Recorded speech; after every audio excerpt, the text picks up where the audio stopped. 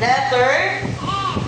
Oo. Letter F or tunog. Sige nga, sabihin natin. Tunog. Opo, okay. Ang ating kwento ay si Fiona at ang letrang F. Si Fiona at ang letrang F. Okay, ito dito, ano iniiyak? Ito ay flag. Sabihin nga natin, Mr. Flag. J1 flag. Opo. Jerry, say flag. Jerry. Rains. Jerry. Rains. Look. Opo. Flag. Johan, say flag. Okay, ito naman ay flower. Everybody say flower. Ano daw? Flower. Ito ay fountain. Ano po? Fountain. Ito naman ay fries. Ano to? Fries. Sige, damo ano po. Pwede mo therapy mo. Ito naman ay fish. Ano ko na ini? Fish. Ito ay fire truck. Ano ini? Fire truck. Okay. Ito naman ay fireworks. Ano ko na ini? Fireworks. At ito naman ay farmer. Ano daw? Farmer. Okay, so ito ay ginawa ni Teacher Sunny. At ang illustrator naman ito ay AI generated. Si Fiona at ang letrang F. Si Fiona ay babae o lalaki? Babae. At meron siyang hinahawakang folder. Ano daw ang hinahawakan niya? Folder. Okay, so andam na ba kang mamati? Andam na? Okay, babasahin ni teacher. Ang gagawin nyo lang ay makikinig lang kayo. At mamaya, meron akong itatanong. Yoga. Isinuot ni Fiona ang kanyang uniforme. Parents, ano daw isinuot ni Fiona? Ang iya uniform. Oo, J1. Tutlo ka lang ni J1 ang iya uniform. Mahinig din yung uniform. Sige daw. Sino mapuli?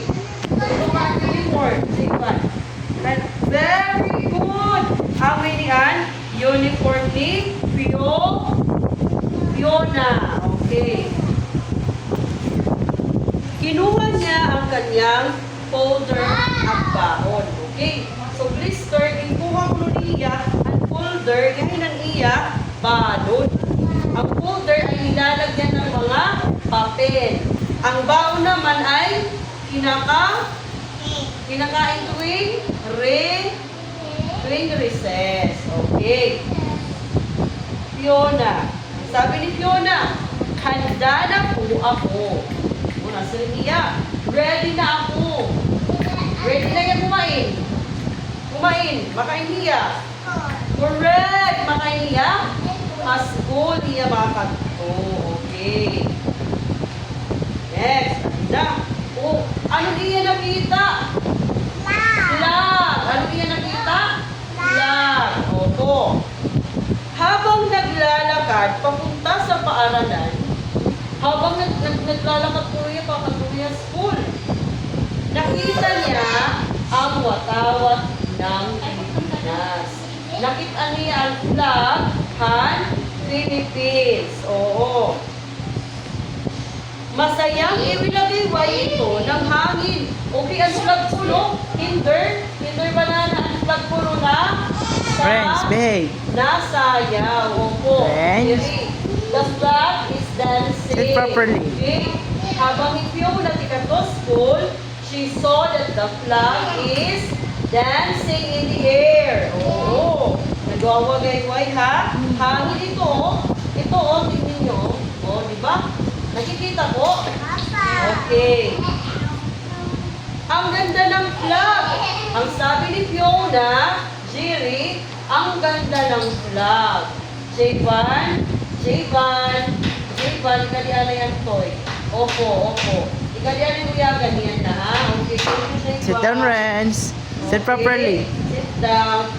Oh, so sabi ni Fiona, The flag is beautiful. Oo. Here na here.